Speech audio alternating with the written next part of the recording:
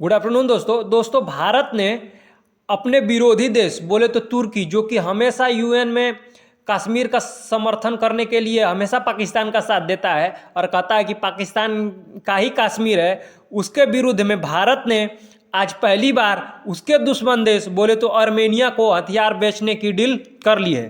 तो दोस्तों आज हम इस न्यूज़ का विश्लेषण करेंगे। हमने आपको कुछ दिन पहले ही आर्मेनिया और अजरबैजान के बीच होने वाले संघर्ष के बारे में बताया था कि दुनिया की जो नज़र है वह इस समय रसिया और यूक्रेन के वार पर टिकी हुई है, जबकि एक दूसरी जगह बोले तो जो दो छोटी कंट्री हैं आर्मेनिया और अजरबैजान, जो कि यूएसएसआर से 1991 में अलग होते हैं और उसके बाद फ्री नेशन बनते हैं, उनके बीच युद्ध चल रहा है और विश्व की नज़र इसकी तरफ नहीं है। हमने आपको पढ़ाया था, अगर आप वीडियो नहीं देखा है तो उस वीडियो को देख लीजिए, संपूर्ण विश्लेषण है उसमें। हमने आपको बताया था कि इन दोनों के बीच की लड़ाई नागोर्नो काराबाग क्षेत्र को लेकर हो रही है।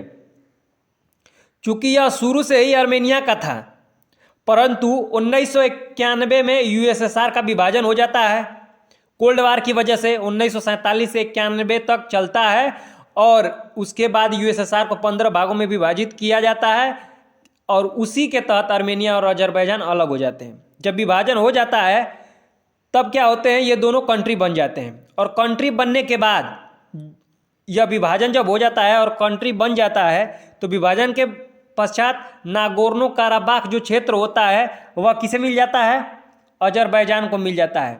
परंतु यहाँ पर अधिकांश लोग आर्मेनियाई हैं। कहाँ पर, नागोर्नो काराबाख जो क्षेत्र है वहाँ पर अधिकांश लोग आर्मेनियाई हैं। तो वे चाहते हैं कि हम आर्मेनिया में चले जाएं, जैसा कि सेम कैसा हुआ लुहांस्क और डोनेस्क में चल रहा है। अधिकांश लोग क्या थे, रसियन थे, तो वो चाहते थे रसिया में मिल जाए, इसलिए रसिया ने इंडिपेंडेंट घोषित किया और युद्ध में कूद पड़ा। परंतु ये रसिया की तरह क्या है, मजबूत नहीं है आर्मेनिया वाले, क्योंकि आर्मेनिया को किसी भी तरह से मदद नहीं मिल रही थी। केवल और केवल अजरबैजान को तुर्की और पाकिस्तान से हथियारों की सप्लाई हो रही थी, तो वो अकेला पड़ रहा था, जिसके कारण विवाद बढ़ रहा है। क्योंकि आर्मेनियाई लोग चाहते हैं कि नागोर्नो काराबाख क्षेत्र आर्मेनिया में चला जाए, परंतु वास्तव रूप से जो वो लैंड है वह अजरबैजान का है।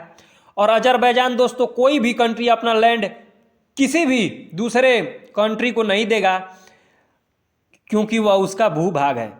दूसरी ओर दोस्तों इस युद्ध में अजरबैजान को गोले बारूद पाकिस्तान और तुर्की तरफ से मिलते रहे हैं और हमेशा मिलते रहेंगे, क्योंकि अजरबैजान भी पाकिस्तान की हमेशा सपोर्ट करता है यूएन में, कि कश्मीर मुद्दे पर हमेशा कहता है कि कश्मीर भारत का नहीं है, वह एक्चुअली किसका है, पाकिस्तान का है।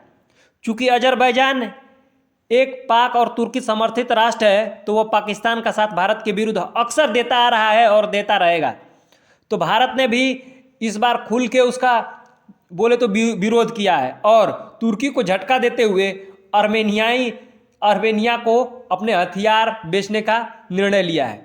इसके लिए भारत ने दोस्तों आर्मेनिया के साथ 2000 करोड़ रुपए की डील करी है। ये हथियार डीआरडीओ द्वारा बनाए गए हैं, डीआरडीओ द्वारा ये हथियार बना दिए गए हैं। दोस्तों डीआरडीओ की बात करें तो डीआरडीओ मतलब डिफेंस रिसर्च डेवलपमेंट ऑर्गेनाइजेशन, इसकी स्थापना 1958 में होती है और हेडक्वार्टर इसका दिल्ली में है। इसका काम है क्या, हथियार बनाना, जिससे उसे डीआरडीओ द्वारा मिसाइल, रॉकेट, गोला बारूद और अधिक हथियार देने की बात करी गई है। भारत की मदद जो मिली है आर्मेनिया को, इससे आर्मेनिया के लोग बहुत खुश हैं और आर्मेनिया का राष्ट्र खुश है, क्योंकि उसको किसी से मदद नहीं मिल पा रही थी और वह इस युद्ध में अकेला पड़ रहा था। रसिया ने उसकी मदद करने की बात करी थी, रसिया ने कहा था कि हम आपको समर्थित करेंगे, परंतु वह खुद ही दूसरी तरफ युद्ध में उलझा हुआ है, रसिया यूक्रेन वार में। तो इस परिस्थिति में उसे भारत का साथ मिल गया। भारत से उसकी पहली डील अपना स्वदेशी Pinaka multi barrel rocket launcher है।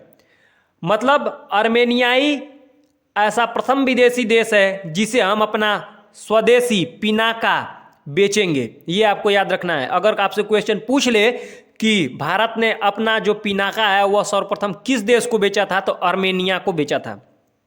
अगर दोस्तों भारत के निर्यात की बात की जाए तो हथियारों के निर्यात में मेक इन इंडिया के तहत उसे 2025 तक मोदी जी या भारत मोदी जी जो कि केंद्र में बैठे हुए हैं वह निर्यात को 2025 तक बढ़ाने का लक्ष्य लेकर चल रहे हैं कि भारत 2025 तक पूरे विश्व में लगभग 35,000 करोड़ रुपए का निर्यात करने का लक्ष्य रखा गया है कि 2025 तक खत्म होते होते भारत हथियारों की जो निर्यात है पूरे विश्व में 35,000 करोड़ रुपए तक कर दे। अगर हम 2021 की बात करें कि भारत ने कितना निर्यात करा है तो याद रखिएगा 2021 में भारत ने 13,000 करोड़ रुपए का निर्यात कर चुका है। यह डाटा किसका है? 2021 का है। और हम लोगों का जो लक्ष्य है ये भी आपको याद रखना है, क्वेश्चन वनडे एग्जाम में पूछे जा सकते हैं कि भारत का 2025 तक जो हथियार निर्यात का लक्ष्य है वो कितना हजार करोड़ रुपए है, तो 35,000 करोड़ रुपए के आसपास है। आइए दोस्तों, जो पिनाका भारत जो मोदी जी दे रहे हैं आर्मेनिया को, उसके बारे में थोड़ा सा जान लेते हैं। दोस्तों याद रखिएगा कि पिनाका यह जो होता है एक साथ बहुत सारे रॉकेट को लॉन्च कर सकता है। आपको इमेज में दिख भी रहा होगा, बहुत सारे रॉकेट एक साथ ही लॉन्च कर सकता है, मतलब दुश्मन को नेस्तनाबूद कर देगा। इसको किसके द्वारा निर्माण किया गया है? तो इसका निर्माण DRDO द्वारा किया गया है। अगर इसकी रेंज की बात की जाए तो इसकी रेंज 40 से 60 किलोमीटर के बीच में आती है। मारक क्षमता मतलब कि अगर 40 से 60 किलोमीटर के बीच में कोई भी दुश्मन रहेगा, कहानी खत्म उसकी। अगर दोस्तों इसका पूछा जाए कि टेस्ट किया गया है, मतलब कभी इसने सर्विस करा है, तो दोस्तों कारगिल वार में इसको टेस्ट किया गया है। ये आपको याद रखना है, क्योंकि हम दुश्मन बोले तो पाकिस्तान पर इसका टेस्ट कर चुके हैं। इसी के कारण इसकी मांग है। और आर्मेनिया जो होता है भारत से पिनाका रॉकेट लॉन्चर ले रहा है। ठीक है दोस्तों, तो ये रही आज की हम लोगों की एनालिसिस कि भारत जो है आर्मेनिया की मदद कर रहा है अजरबैजान के विरुद्ध। होप करता हूं दोस्तों आपको क्लास अच्छी लगी हो। अगर क्लास अच्छी लगी हो तो क्लास को लाइक, सब्सक्राइब और शेयर करना न भूलें।